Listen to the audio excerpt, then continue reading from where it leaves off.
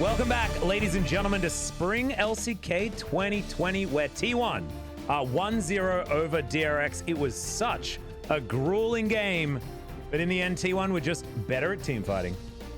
I mean, they deconstructed DRX at so many different points inside of the game. Teddy, phenomenal laning phase against Deft as well, but if you're a DRX fan, you can't probably be feeling too helpful coming into game number 2. They had everything go their way early and mid-game.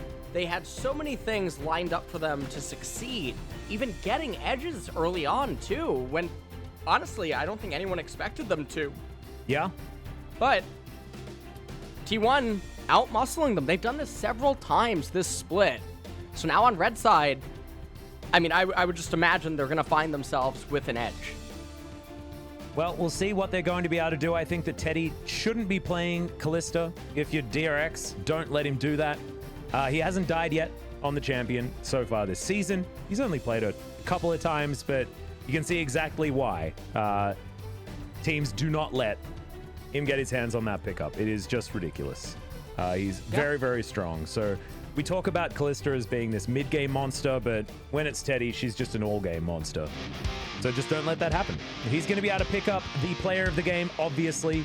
Kill participation, 100%. Damage, close to 40%. Damage per minute, very high, and he didn't die again. So, yeah, he's pretty good. Well, it's phenomenal in all of these team fights. All of his pops around. He was living in another world this game with his gameplay.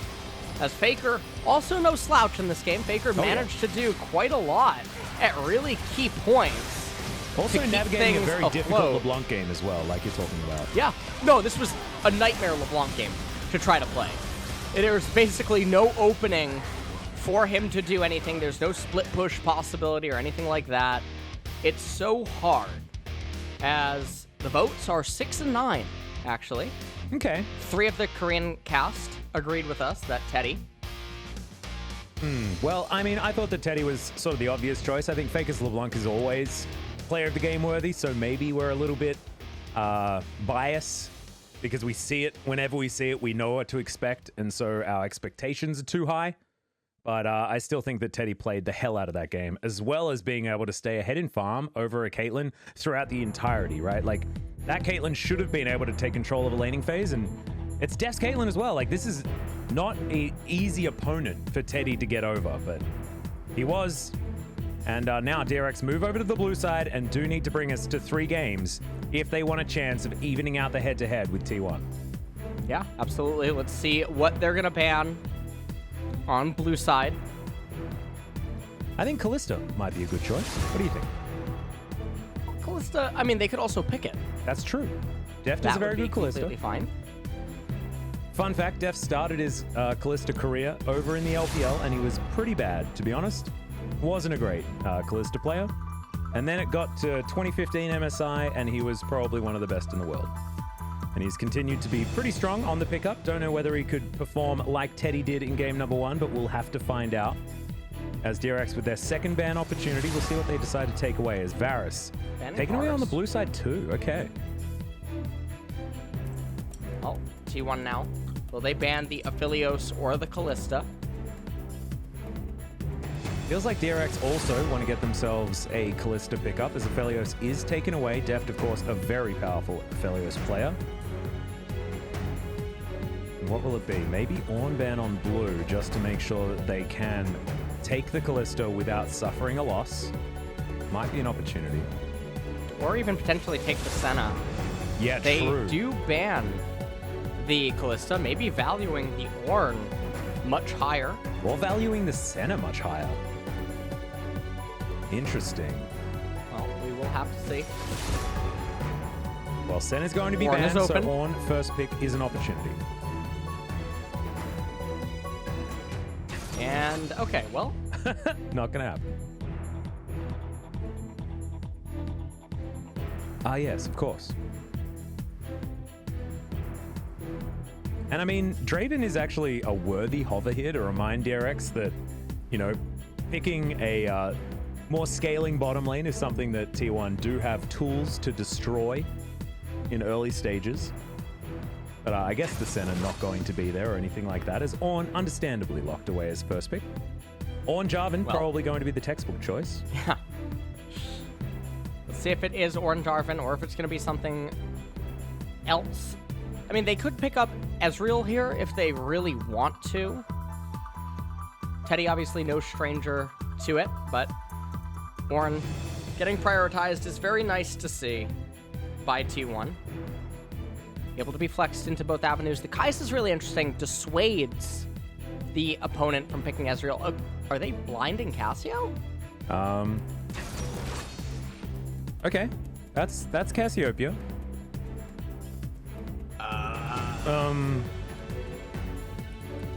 Okay. Maybe. So Cassio mistake. is really, really good if the opponent picks short-range melee champions, lots of champions that have a heavy reliance on engaging, right? She tends to become sort of like Settle the Wreckage or something like that, if you're a Magic the Gathering fan, as DRX, I mean, they just picked Olaf into Cassio, and she's completely happy with that. Yumi, if she's latching onto melee champions, Cassiopeia is happy with that as well, as now Trundle coming in as a vacuum answer to the Olaf, and things are really falling apart for DRX pretty quickly. They just saw the Cassiopeia and the Ornn, and they just went B2, B3, Olaf, Yumi, and I can't wrap my head around it, Atlas, so you try to make sense of it. All right, well, I understand DRX sort of picking for themselves, right? Without considering their opposition. They're like, we want to get the Olaf Yumi. Is it available? Yes. Okay, let's take it. Ezreal banned is understandable. Ezreal Yumi, very, very strong.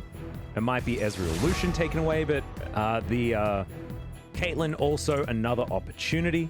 Volibear taken off the board, just trying to get rid of some of the answers to the Yumi. See what the next choice is from DRX, just to try and thin that champion pool. As T1, think about the AD carry that they do want to take off the board that will be paired with the Yumi here. MF, another one that can work relatively well, but also Teddy can pick an AD carry. So theoretically, they've got 3 bans against Deft. Deft Sivir, probably one of his most famous picks, with his extraordinary pentakill around the Baron buff during, I believe, 2015 LPL. This is so interesting. The LeBlanc gets banned away as if they're actually thinking that Cassio could end up in the bot lane. Well, I mean, but that would be so much magic damage. It makes no sense. Imagine a LeBlanc and a Cassiopeia against a team stacking magic resist. They would have a really bad time. So DRX actually should have invited in LeBlanc, all things considered. I mean, Trundle, he even deals magic damage with Subjugate. Yeah, true. So just a very peculiar draft here. T1 locks in the Nautilus really good against some of the champions on DRX, because all you have to do right now is protect Cassiopeia, and she will light up the stage.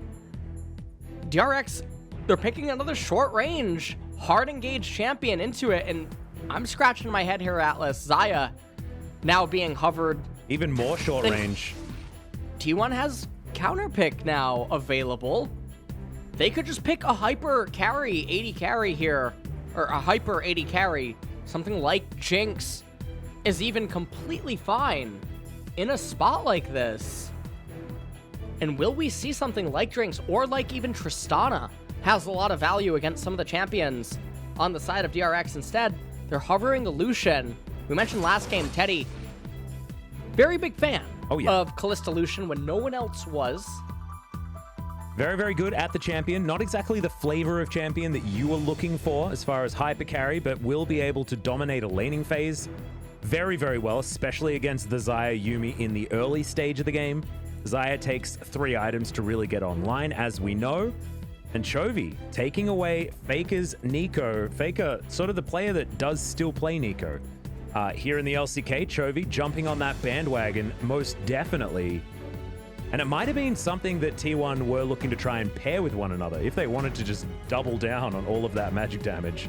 Ooh, that's a pivot. Teddy might be piloting the Cassiopeia Yeah, and this is what we were They moved sort of that- half weirdly expecting. Did they just move it after 20 seconds? Remember, it's done as a response to what the players do, right? So we're a little bit Right. laggy as far as is true. what our production does, as far as putting the right pictures up. So it will be Teddy on the Casio. And we had an inkling that this might be happening, but it is going to be Lucian into the Nico. And Fake are going to have a whole lot of lane control in the early game. I actually really like mid lane Lucian for just all-out aggression in the early stage of the game. This will be really interesting. T1, obviously, with a massive draft win. You have Ornn. He's going to be able to give over ornaments in the later stages of the game. Cassiopeia goes all the way. Lucian really effective against the short range. And just the reliance to stick on the side of DragonX. They pivot him into mid lane against the Nico. So we'll see what DragonX can manage to do with it. Obviously, Nico going to be going Glacial. We'll have Twin Shadows. We'll have GLP 800. That can add some sticking power, but in a straight-up teamfight, the raw DPS from Lucian and Cassiopeia is just so high, and Xayah can't really get close-quarter combat with any of these champions. No. She does have the added safety of the Featherstorm, of course, but I don't know whether that is going to be enough to get it over the line or even make it feel like a pick that is worth the spot, right? Because Caitlyn was still there and would have been able to provide more pressure in the early stage against the short range of T1's comp and bottom lane. And he just played it, you know? And it's pretty good. But we'll see exactly what does happen. Well, so far at the very start of the game, we're just going to have a very defensive opening by both of these parties. And double corrupting potion here in mid lane. Faker 7-1 on the Lucian. Damn. Honestly, I mean, how is it not 8-0, Atlas? Come on. Yeah, that's true. If I was Bit of a LS, I letdown. wouldn't be impressed. That's how that goes. Only 7-1. Anyways, Please stop. Please stop. Is Deft looking Teddy and very Effort. pretty in his skin? I mean, it's a very pretty skin, so that's good. We've got that. that is true. These skins are quite nice. You can make sure to pick these up in the shop if you do want it. Cassiopeia with the Conqueror, Presence of Mind, Taste of Blood, and Ravenous on her as well. And one of the reasons that Cassiopeia fell out of popularity in top, mid, and AD, unless your name is Fnatic Nemesis, is mostly because she had the nerf via the Presence of Mind, and then a lot of other people think that she's really difficult to find spots in, and that is kind of true. She is a red side champion because she comes in as a response to a team composition that attacks and tries to all-in you, and then just her control offered through Miasma, as well as her ultimate, it just wipes the board with everything that it tries, and then her mobility, her scaling. It's the perfect champion against raw aggression. So T1 picked her early. They have option to pivot her mid or bot, and then DragonX just strapped into her and say, here, just take the game. Well, we'll have to see what happens actually on the Rift here, as so far DRX are laning relatively well. We're checking out some of the runes here. Glacial Augment obviously is going to be the choice onto Chovy, as Canna gets his face broken and then Haymade, but otherwise he's all right. And Elam moving up towards the top side of the map is going to be clearing out vision as he goes. It's a full clear from Pyoshik, as he will find his Krug camp and then maybe go for a cheeky little recall or look for a Rift Scuttler of his own as one spawn towards the bottom side, as you can see. As Elam will be able to take down this top side Rift Scuttle, as Doran now finds himself on the wrong side of the map, walking towards Elim here. No extra movement speed as Elim moves on back. We're going to be fine. Well, let's see how everything is going here. First pick for Chovy on the Nico here in the mid lane. And really, I feel like for a region that is so stubborn to change up their picks and adapt to new things, Nico's buffs left much to still be desired in the most recent patch. So it's so confusing to me that we've seen her actually quite a few times now. We got a lot here of players in the that really LCK. like her. I think that might be it. You know, Faker was very good on the Nico while she was meta, but then she sort of got nerfed and was moved out of favor. And maybe it's just that LCK players really like what the Nico does for a team composition. Don't know. I share your, you know, befuddlement. A bit of a cheeky recall. Yeah, for effort.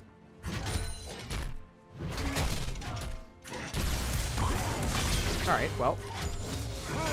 Kana up here in top lane is just probably trying to get this recall off, and that means it's a really good timing by Pioshik. We'll see how greedy Kana might be. Actually, not greedy at all, just waiting for the pillar. Oh, no. Well, actually, it looks like he's just building. Yeah. Not going for a recall, and maybe he feels like he can't go for a recall because you can see that Doran is threatening a freeze.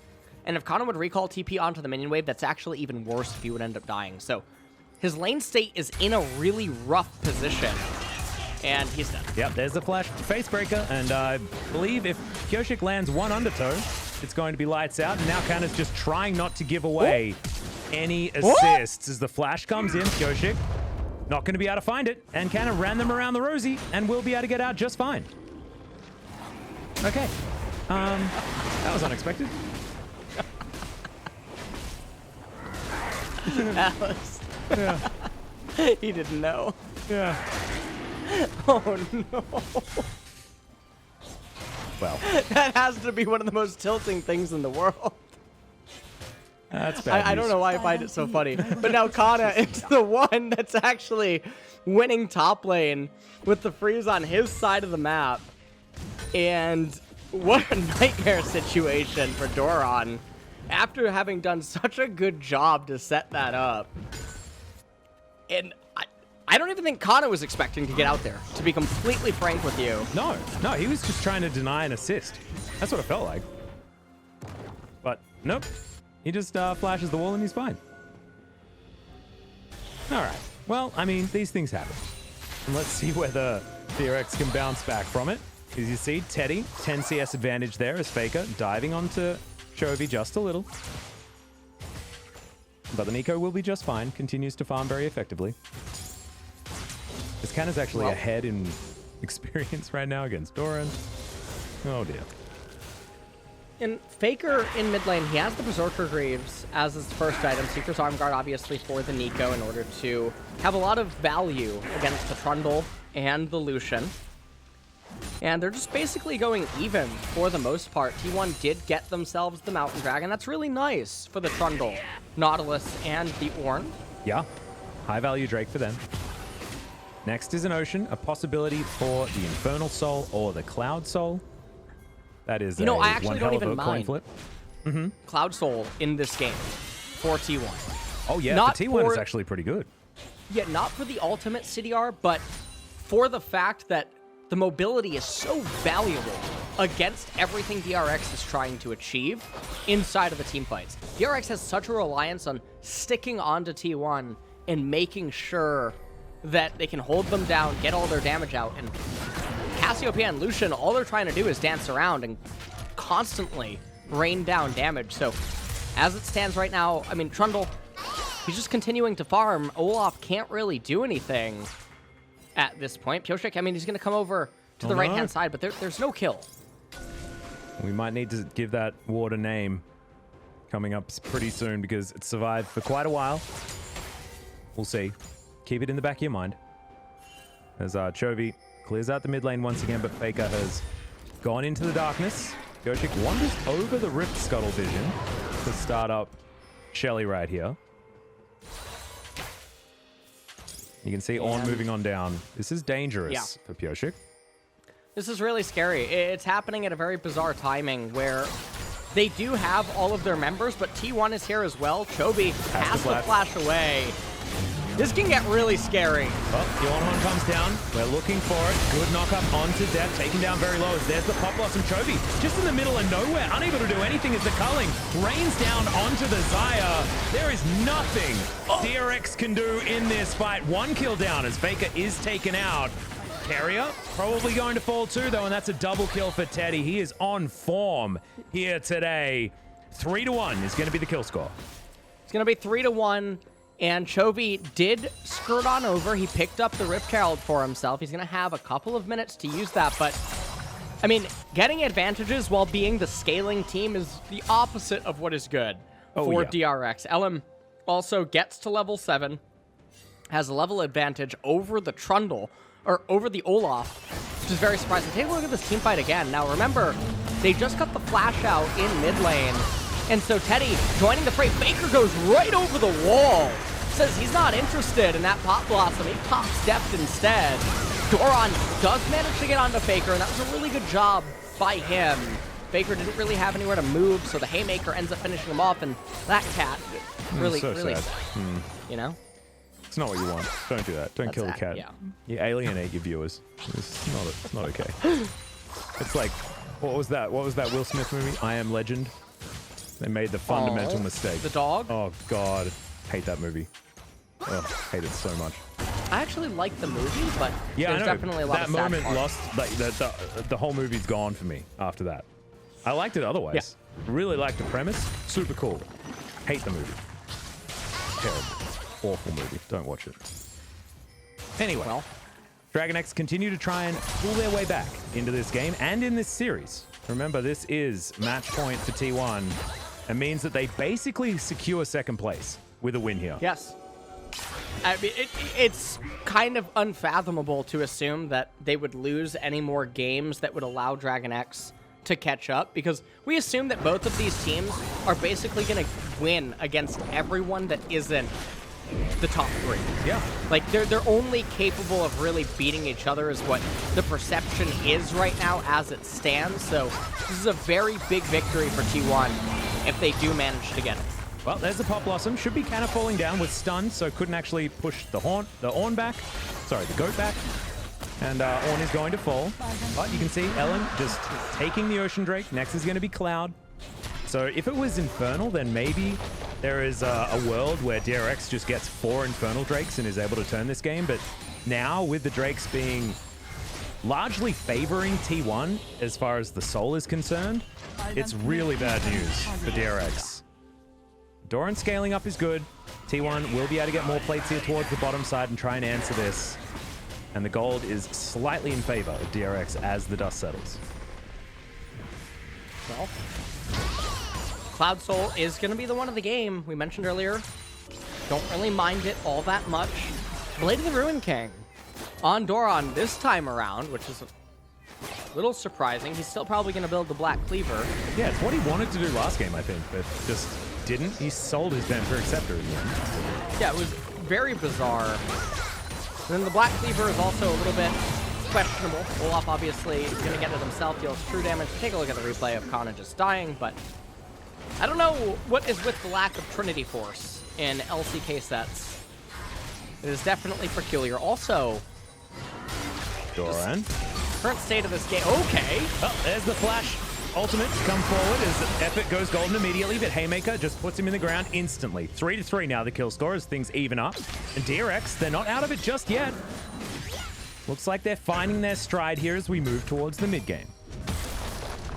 Kana going to be able to get at least 2 turret plates. Now, the thing is that that blasting cone is available, so Kana's just going to shut himself down. Okay, wants to find himself the fight. Facebreaker comes down, and the Blade of the Ruin King plus Conqueror is a lot of healing. As Pyoshik, he's moving on up as well. Remember, there's no turret here. Kana is almost definitely dead.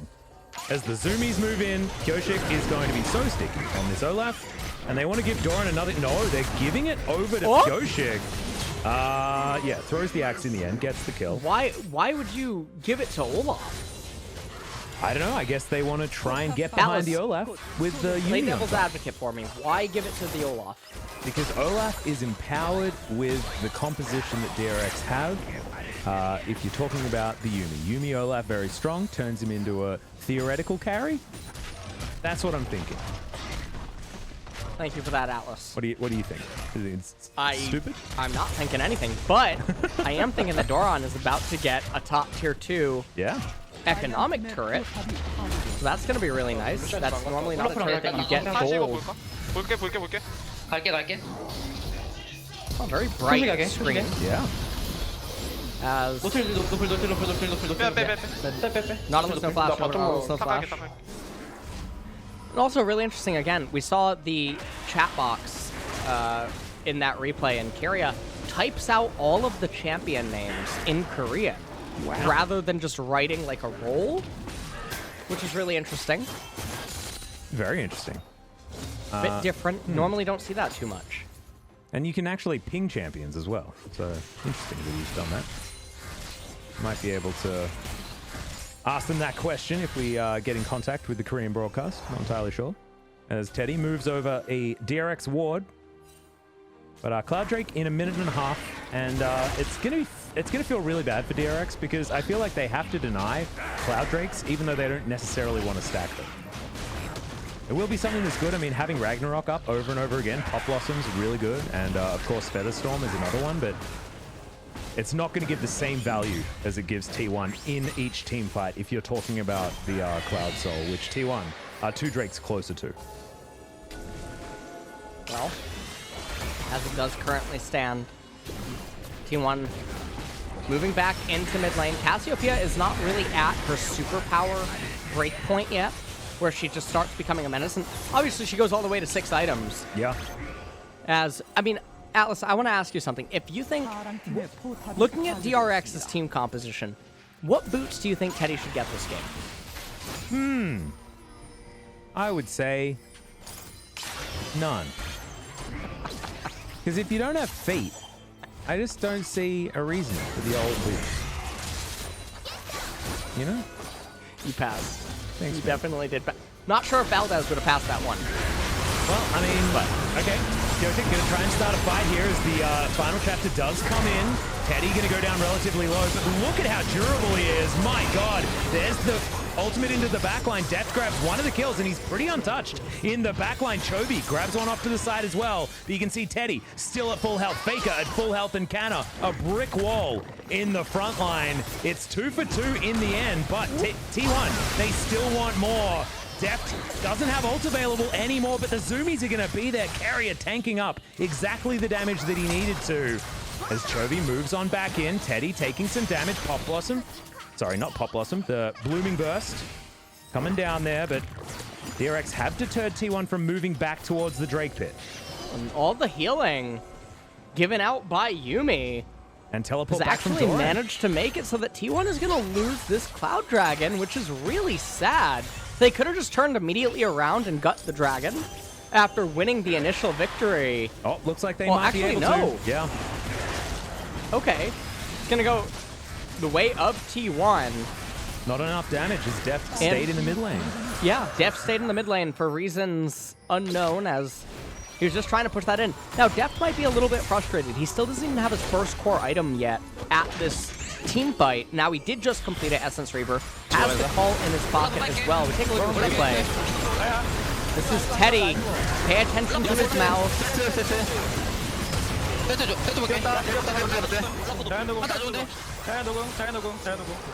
야 빨리지 마 지금 들어가자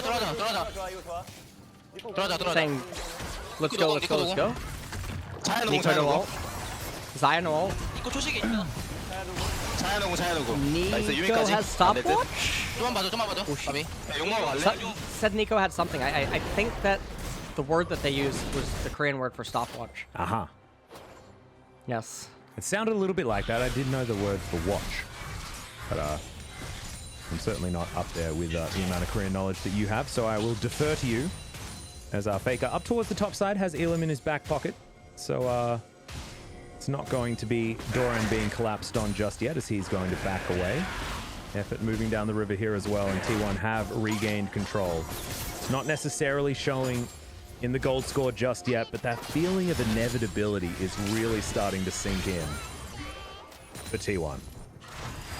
Yeah, Ornn is gonna probably be able to get level 13, I would assume, by the next team fight. He has 3.5 minutes to do it. If he ends up doing that, he will get the Sunfire Cape upgrade as well as the Infernal Mask on himself. Blade of the Ruin King gonna be able to be upgraded level 14 into Might of the Ruin King. Yep. Cassiopeia, super good position inside of this game as well. has the Seraph's Embrace. Looks like a bit of Build-A-Bear on Teddy. No pun intended. As Oblivion Orb, Seeker's Arm Guard, Fiendish Codex, and Blasting Wand. So he can either go into Zanya's, or he can go into Morello, or he can go into Banshee's Veil. Or like anything else, you know, adventure. he's got a blasting one. You can build basically, it's straight into Leandri's from here. No worries, let's go. But he's got a lot of money in comparison to his opposition, so Teddy, despite what he does, he's still going to be very, very strong. And still, just somehow finds minions that other players don't know exist, I think. Don't know how that works, but he's 211 CS and far ahead of Deft at this point in time. Does show that elsewhere on the map, things are going a little bit better than they did in game number 1 for DRX. You can see mid lane Chovy has been farming very, very well, finding that side lane farm. You can see taking down the Krug camp right here, just farming up against Canna. Canna will clear out this minion wave very quickly and donate that over to the Nico, who will once again just have another free wave. And Deft is in the mid lane, parking himself there, trying to catch up to Teddy, which is very hard for anyone. Well, game is in a bit of a lull state right now. We're mostly just going to have ping pong with the waves. Black Cleaver completed by Lucian second, so not going to actually be going into the crit Lucian off the Blade of the Ruin King. And honestly, there is only magic damage on his team, which is really surprising, especially given that there's no tanks really on the side of DRX, so a bit peculiar. One of the stranger Black Cleaver pickups. Yes. As you can get 20% CDR from the Essence Reaver as well. But he probably will. Morello was picked up by Cassio, so she will be able to reduce a lot of the healing in this upcoming team fight. There is the Yuumi, she has the Athenes, and I mean, Set even has Blade of the Ruin King, so that plus passive plus Conquer, I guess. There is some value of it, and it's probably the... Oh, actually, gets Zanya's Hourglass too, so he's just completing everything, Atlas. Yeah, he's a big boy. A very big boy. Has almost maximized his bounty yet again.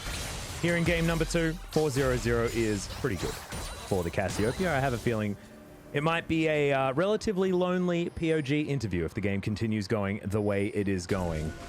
The Shape Splitter out for Chovy, just to try and scout the area. Get some vision over. And DRX now need to deny this Cloud Soul, because that is the value of these Cloud Drakes, honestly. Well, let's take a look at what is going to end up happening, as this is Cloud Soul, and if they get it, the added mobility and how much value it's going to provide to the Cassiopeia and the Lucian and the Trundle too. Yeah. Can't really be understated. It's going to be super good. T1, though, pushing mid lane. DRX looking like they just want to shove it down. Now, if they take a lot of damage from the Cloud Dragon, things could be bad. Chovy is just actually joining his team. Yeah, he's trying to get into flanking position as the Ornhorn comes back. It knocks Deft up into the air as the Cloud Soul is going to be denied by DRX. And now the Facebreaker onto 3 members. Gigantic damage with the Haymaker as well. Doran owning this fight at the beginning. Deft takes down Teddy. A huge pickup there and keeps himself alive, trying to kite Elim where he can. Chovy just keeping everyone at bay, but Deft falls down. And this might be the end of DRX. Effort in trouble. Faker also trying to run away. Pioshik somehow still alive in amongst 3 people, but eventually will fall down. Chovy at full health, has a little cat in a book with him, but in the end, it is just going to be that denial of the Cloud Drake that DRX walk away with. They deny the Cloud Dragon, and it's not like it's a super valuable dragon for them. None of them are using their ultimates off cooldown. Let's take a look at this again. The pillar comes out. Doran going in onto Ornn. Superplex, well, gets knocked up, superplexes, and gets canceled by Kana with the Bellows Breath. Really nice smite by Pioshik, but a beautiful face breaker right there on the set, and everyone was just getting in on the action. It was feeding season at that little nook and cranny there at the entrance to blue, as you can see Deft on the top right-hand side. Now watch this attempted outplay by Pioshik. After Kana flashes the wall, the control ward and the smite over in order to get a large amount of HP that Kana probably was not expecting. ended up working out. T1 now trying to burst out. Never mind. Yeah, the Baron's just dead. Yeah, Baron's just dead. Thank you, Alice. Would have been good to understand how that situation arrived, but I think it was T1 just making another decisive choice here on the map. And they do this. They're the ones that test the waters. And that time, instead of having to peel, they were just able to keep on the keep on the Baron and take that one down. And now T1 with a huge advantage. So, I do want to talk about Deft picking up the 1,000 gold from Teddy. That is a good news story for DRX fans. Has himself his Infinity Edge that he didn't have in the last fight, as well as moving towards his third item, which is oh so important. Faker will take down this outer turret topside, but there might be a hope for DRX.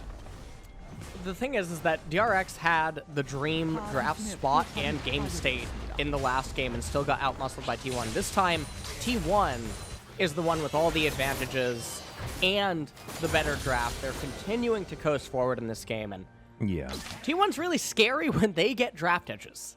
That is, it's a nice thing to end up seeing, and the ornaments are starting to come in now. Kana, only level 14, probably about to ding 15 soon, and we'll have to see if he upgrades to Might of the Ruined King or Obsidian Cleaver on the Lucian, but there's just so much value and power inside of T1's comp, and so even if they don't do anything with this Baron, they removed it from the map, they got the XP, they got all the extra added gold, and it almost converts into when Cloud Dragon ends up coming up, so not the end of the world if they don't end the game with it. Yeah, they're able to just control the map with it, right? And being able to make the map smaller and smaller for DRX as we count down the timer to the Cloud Drake and the inevitable, or it feels inevitable, Cloud Soul coming in as Doran finds Blade of the Ruined King onto Canna. A bit of damage there, but does have to move away in the end. Teddy gets rid of those minions. This is not, it doesn't feel like a siege Baron. And of course, T1 doesn't siege necessarily very well because of their short range. But they're going to try. Here, bottom side. 4 members waiting under the turret here on DRX's side, and we're getting a demonstration as to how it can be a little bit difficult, especially without the Lucian, as the wave clear is pretty decent for DRX. Well, Cloud Soul is, or Soul Point is going to be available again in just 1 minute. Chovy almost has his third item completed on the Nico here in mid lane. Not really getting super insane value is DRX at this point in the game, and this is where it does feel bad, where they're not really waiting for anything major. Olaf's the same champion, Set's going to be the same champion in the next team fight as well. He has the Blade of the Ruined King, has Black Saber. What is he going to get next? Another 150 HP or something? It doesn't change anything. It's not a major break point. Olaf going to do the same thing, and so even though Chovy now completed to Zanya's Hourglass, he had the stopwatch before. He's basically the same champion. So they're going to do this song and a dance one more time. And for such an insane setup that they had last time, the insane face breaker, the really good pop blossom, things just didn't work out. But T1 is a lot stronger this time around. Obsidian Cleaver now upgraded on the Lucian. Essence Reaver as well. Needlessly Large Rod, as well as an Amp Tome on the Cassiopeia. Not to mention positional advantage as well. Yeah. His Faker underneath his outer turret, which is still alive. And now Teddy's just started off this Cloud Drake. DRX, no idea that that's even happening. They do actually know, they know. They just can't find a way in as now Cloud Soul is thrown out. Kyoshik already down to so little health before he's even done anything, as there's the ult into the backline, but Doran immediately just evaporates Deft, doing a fair bit of damage, but now everyone dives on top of him. There's the Feather Storm. He's able to keep himself alive for the moment as Chovy now getting chased down by Faker, and it's Deft and Carrier versus the world. Blade Caller comes in, but it's T1 able to follow them to the ends of the earth. Chovy still getting hunted by a very angry Faker. And despite the fact that, you know, their carries are still alive theoretically, DRX don't have anything to do right now. Nope. As they are charging towards the middle inhibitor. Now, Doran and Kyoshik will both come up, and the HP on the T1 members are very low. Just gonna raise the middle inhibitor turret. Faker crashed in the bot wave. They're gonna reset one more time, get more item completions, and probably some elixirs as well, I would imagine. Faker gonna pick up the red buff on the Lucian. They have the Cloud Soul. the next team fight is going to be so lopsided, just like the one that we just witnessed. And the only change in items is Set now has a stone plate. So It might help. It might help. Who knows? he might live a little bit longer. We take a look at just this. gets chunked and he's doing nothing. Doing absolutely nothing. Now, Doran, he gets a beautiful ultimate in. Nico with the Pop Blossom. They don't have any damage. Their champions are so much worse. And I'm thinking to myself as I'm watching this nice team comp, as there's nothing that they can do. They're at an item deficit. They're at level deficits. Also, I mean, there is a Mountain Dragon, for what it's worth, over on T1. And we are getting really late in the game, so even base resistances are really high. So a little bit of a kick there. Ornn and Trundle obviously getting a lot of value out of that. Nautilus as well. And now we're just waiting for the Baron to come up, and DRX is going to try to make one last stand, and it'll be just that, the last stand. Well, Deft, I think, has his third item. He has an elixir as well. So he knows how important this next team fight is, but I just don't know whether he's got enough in the tank to be able to lock that one down. You can see Scuttle Vision there for DRX, so at least they've got that available to them as Faker. Seen by the spooky ghosts, but they're just not that spooky. These are like Mario spooky ghosts instead of like horror movie spooky ghosts, you know? They might be called Boo, but they're not scary, they're adorable. Now, DRX clear out the mid lane and look to try and clear some of T1's vision as well. 5,000 gold isn't huge, but when you factor in the ornaments, it's much bigger than you would otherwise think. It's a worry of a situation here for DRX, who are desperate to try and hold on to their position in this series. This is a little feels bad. We see that Rabadon's death cap is actually being built on Teddy, so a little unfortunate that he upgraded his ornament. But you can understand why he did it at the time that he did do it, so definitely has value as well against the Set, Olaf, and the Xayah. Yep, get But power as Rabadon's soon as Death Crown, possible. Yeah, one of the best items that you can upgrade as Ornn. Knight's Vow on the Trundle, I love it as an item. Just makes it so much harder for the carries to end up going down, and here we go. Yep, that's the Rabadon's death cap completed as the stone plate can be activated by Doran. Haymaker is in, but he just dies on the miasma. Final chapter is out, but that's just a very dead top laner and not a lot for DRX to show for it. Gonna move over to the Baron immediately. There's no way for DRX to contest this. They're not even going to try. Deft is bottom lane. What? Deft is bottom lane, so there's no contesting it. Okay. Deft is just trying to farm as much resources as he possibly can. And we're just waiting for the game-ending push. The only way for DRX to win this game, Tell me. is if it somehow goes to Elder. Olaf flashes the wall, wins the smite fight, and then a 5-man Elder Dragon execution with a bot wave in good proximity to just run up bot lane and end. All right. Well, we'll Any see proofs? whether that can happen. Don't know. I mean, I think if that happens, right, you're correct. The likelihood is probably very low, as there's the dredge line. It's going to land, but it's onto the Olaf, not necessarily the priority target. Or is it? As Faker almost melts him, as Doran in the backline does absolutely nothing. He can't really affect this game anymore, as Chovy trying to offer the CC, trying to offer the damage, but he just can't. DRX, there's just nothing left in the tank of this composition. As the final chapter is exactly that for DRX in this series. It will be the 2-0 for T1, and just like round one, they'll be able to topple DragonX and do so in style. And a very convincing game number 2 victory here by T1. As, I mean, in game number 2, they were the ones exiting the draft phase with the edges. They never really let the game slip away from them. It was a very bizarre R2 Cassiopeia, but it didn't matter. DRX walked right into it, apparently. So, ended up being really greatly utilized. They had the pivot option down in bottom. They could have sent Lucian AD or Cassiopeia AD. And that's a really scary thing. Teddy showing that he's willing to play mages down there in bot lane. Deft couldn't do anything this game, and anytime Deft and Chovy can't really get the ball rolling, it's really hard for DRX to do anything. Yeah, it feels like the older members of the team, the players that hold the team together, need to be able to prop up these young mechanical gods Because otherwise, it feels like they have all of this skill, but nowhere to really direct it without having someone in the lead to really show them where to go. And that was really put into harsh relief here in this series because T1 were just making the better calls throughout the late game. Well, that was it for the matches today. And what a climactic ending between these two powerhouse teams.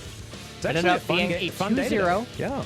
It was. Well, I mean, you did curse me. No, I apologize. I won't let it down. You did nail the first game. You nailed the first match. I nailed the first set, but you really... I don't know why you did this to me, Alice. I apologize. My percent now dropped to 79.85. Oh, God. I took him below the 80%. I mean, you got it right for the last game. You nailed the last game. There you go. Thank you. Yeah. Thank you for that silver lining. Yeah, it might save you for a little bit. Plus, you've always got next week. Like, who knows? Okay, well, We can pull it back. You got tomorrow and Sunday. Yeah, we got some time. As we can see some of the replays here, T1 just highlighting their composition so beautifully. It felt like DRX just didn't have any opportunities to really do anything here this game. It was just after that first team fight was such a blowout, felt like DRX just forgot what they were supposed to do. They had a couple of picks here in the mid game, and maybe some of us dared to believe, but in the end, just wasn't to be the case. So I ended up giving my MVP vote to Teddy yet again. Yeah, me too. Cassiopeia pick was just phenomenal, as well as his piloting of it was also so good with the miasmas and the stone gazes. It was just really, really nice to see. Maybe he won't get the double pog. I can see an argument for Faker being able to get it as well. Yeah. So we'll see. No, I think Teddy definitely deserves it for this game. Yeah, get a little bit tricky. Now, this is the funniest fight in the world. So the Bella's Breath cancel onto the set. He's just jumping through the air, doing the aerobatics there as they managed to steal away the Cloud Soul here. But if you can't win this team fight, what more can you possibly want as DRX? It's a three-man... Well, some of the people are in stasis, but it's still an ideal world. Every one of your champions were able to be on top of T1s. Their champions are just better. Yeah. And honestly, it felt like one of those things where DRX had a certain amount of ammunition, and then it's all over, and if they haven't killed T1, they lose the fight. Because T1 are just inherently stronger and have more sustain and more sticking power in these team fights. And that is certainly the case. Doran played his heart out this game. I think that if DRX were to win, Doran deserved the MVP for this performance, but it just wasn't enough in the end. And after a few extra items came through for T1, there was just no way that Doran's engagers could actually achieve anything, even though you could see how they could be effective in a different scenario. Well, this was the final endgame team fight here. DRX not quite able to do anything, and with this win, T1 probably really solidify themselves as second place, but Genji and T1 now still really close, neck and neck. For the first place slot, can T1 manage to keep winning and hope that Genji falters once somewhere down the line to potentially just reclench it? Yeah, well, like, the thing that's really hard for T1 fans is that they dropped those two weird matches to both the Afrika Freaks and Hanwha Life Esports. Hanwha at the very beginning of the season and towards the end of round one, in fact, the last game of round one, to Afrika, and they may really come back to bite them if Genji continues on their tear, because it looks like Genji's level of consistency is just higher than T1's at this current stage. So it's a little bit frustrating because that particular matchup is certainly what we're expecting for the spring final. But as far as the regular season, it's looking like Genji has it on lockdown. But anything can happen as we move further forward. Well, we're going to see who gets the player of the game. And it is going to be Teddy. Yet again, the general. He's just can't quite give him the name the Emperor. That actually is reserved for another T1 Hall of Famer, Slayer's Boxer. Oh, wow, that's a blast from the past there, of course. Probably one of the best Terrans to ever exist in StarCraft 1, absolutely.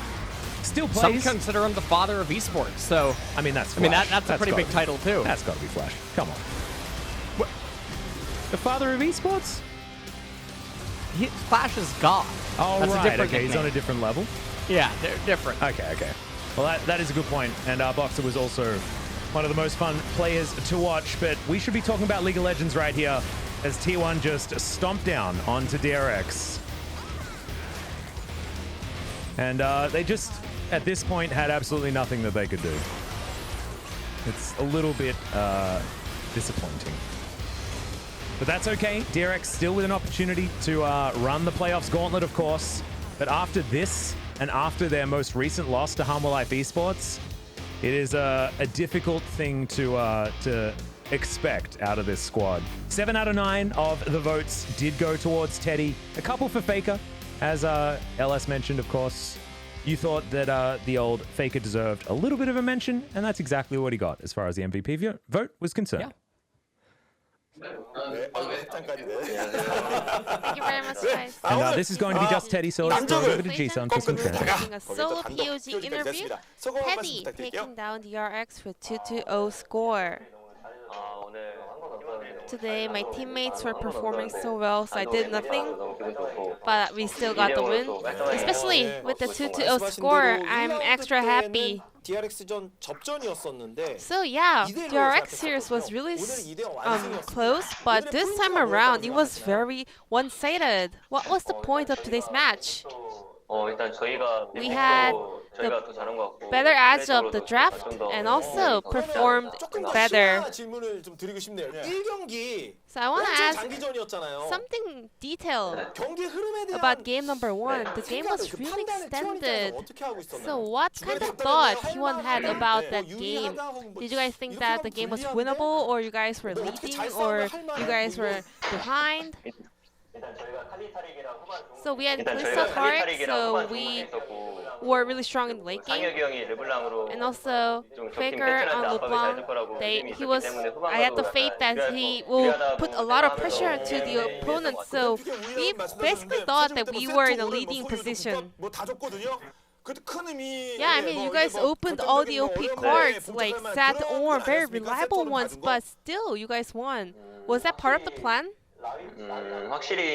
Well, after before the Void Step or the Last Whisper, the game was not easy. But after we had the penetration items to kind of go for the fight against the MR, and also the armor, we were in a very winnable situation.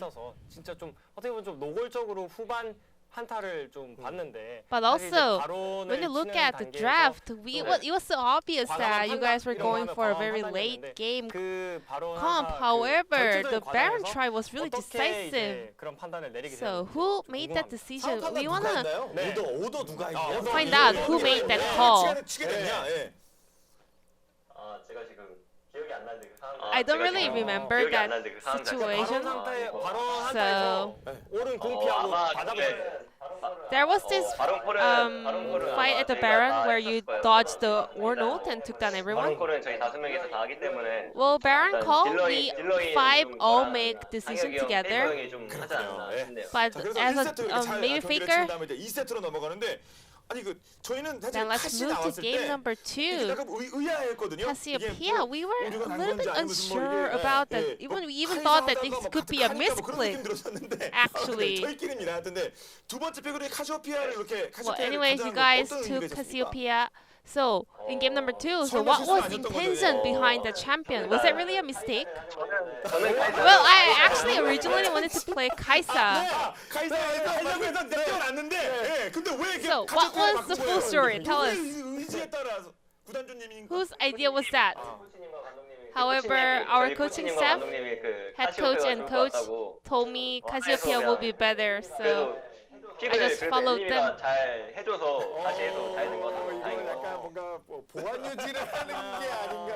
I guess Teddy, try not to open too much information during the interview. Was that a mind game, like hovering up the Kaisa? 충분히. I mean, like, we had to think of some of the flex pick and flex situations, so. 진실에 대한 느낌이 좀 왔어요. 그렇군요. 네. 자, 하지만 그 이후에 와, 솔직히 이 카시는 정말 놀라운 Man, 플레이가 you 계속 had 나왔었거든요. 막 태미 하나만 an 그냥 amazing 나오면서 performance in that 두 번째 champion 확실하게 in 그냥 game 이건 number 우리가 이겼다. 2. 이런 느낌이 So, 어느 정도 어느 시점부터 how 들었습니까? sure were 자, you 그러니까 guys, or at 본인 what 뭐 point of the game you 나오고 guys were 못했으면 sure that you got the 이랬겠죠? game? 지금부터? 사실 제가 Well, 1대스 하기 전부터 그냥 이게 무조건 Even 이길 before 거라 I 생각했는데 had the first death, 이제 I was 싸우고 나서 pretty 저는 sure 약간 that 좀, we are gonna walk 이렇게 away 됐네. with a win. 그럼 But 다음번에 더 after 잘해야겠다라고 that 하면서 first 그냥 death, I was like, oh yeah, 사실 maybe I 잡을 have to 사람이 perform 없었다 even better. 생각했어가지고 게임 이겼다 Because 생각. we thought that there was no other opponent or enemy to kind of approach the Cassiopeia, so we were quite sure. 시작한 상황에서 예, 나 잡을 사람이 없다는 거 확실해서 그런 겁니까? 아니면 So was that 그러다 죽기라도 하면 like, were you really sure that you are gonna survive throughout the team fight? 원래는 안 죽어야 맞는데 제가 I mean, I shouldn't die, 플래시 맞고 죽은 했다가 but 좀 취했어가지고 다음번에 there was a really bad team fight where I got engaged with the flash combo. 그 저희가 뽑은 POG는 So 테디인데 Teddy is the POG from LCK, 자체 but who is the T1 MVP of today's series? The one who gets the champion belt. 이거 T1 이거 들고 있잖아요. 페이커 들고 있었던 거. 예. 벨트 뭐 딱 무슨 예 그거. 또 오늘 Today, 좀 그래도 첫 판도 game number 1 was really long.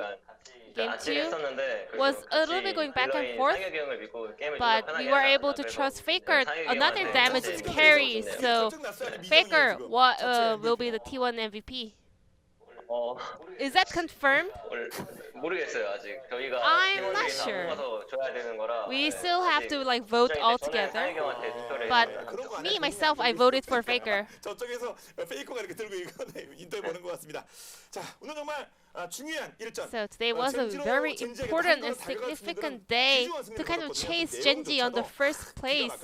And you guys were popping off throughout the series. So any last message for your fans? Well, this is an online tournament right now, so I'm not really used to it, but we are doing our best, and be careful of the coronavirus, and also thank you for supporting us. This will be the solo interview with Teddy, and I'm gonna pass it back to our casters. Thank you. Thank you so much, Ji-sun, for the translation, and welcome back, guys, to the caster still screen, where hopefully this is the last time you will see this particular image of me. I understand that it's terrifying, but thank you for bearing with us. And LS, thank you for the first 3 days of round 2. Got a bit of a special guest coming in tomorrow so that you can take a bit of time off. What are you going to do on your time off? You're just going to watch some LCK? I'm going to watch some LCK, LEC, and then LCS. Damn, Atlas, come on. You are I gotta so co-stream dedicated. well, except for LCK. I don't co-stream LCK, but I co-stream all the other ones. Damn. I'm very impressed. I know it's hard to impress you, but it is maybe a little bit easier to impress me, but still take the compliment. As T1 move up to 9-2, still 1 game behind Gen G. That loss is, of course, T1. You have to remember that, but it's going to be really hard for T1 to catch them, even if they're able to beat Gen G once again in this second round robin. It won't actually matter because they've suffered losses to both Hummerlife and Afrika Freaks. So still crazier things can happen, and Gen G can fall into one of their other matchups in round 2, but it is looking like pretty smooth sailing for them moving towards the finals, as they will be facing off against Afrika tomorrow in our second match. And Diamond Gaming versus APK is the first, and Griffin versus DragonX is our final match of the night. So, DragonX is probably going to be able to get back on a winning streak with the final match. I think that everyone would think that they are massively the heavy favorites going into that series, but also because of stylistically how both of the teams tend to play. Afrika versus Gen G is going to be really exciting. Can Afrika try to upset Gen G in that matchup, who are sitting in a pretty comfortable first place? APK versus DWG, I don't want to count them out, Atlas. I actually think APK could beat them. Yeah, I mean, we've counted out APK as well before, to our detriment.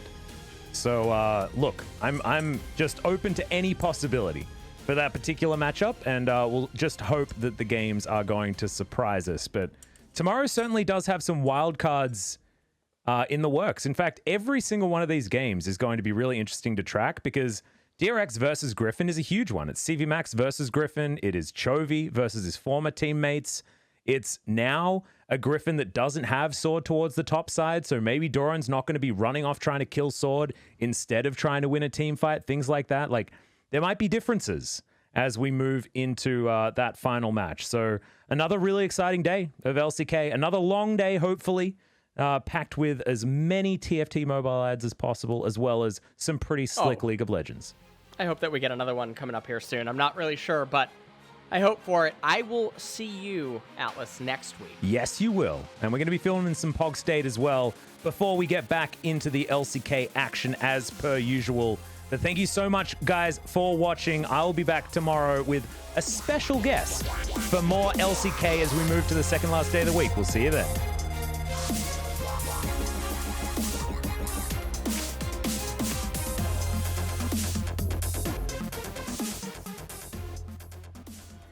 And I am ready to take it on.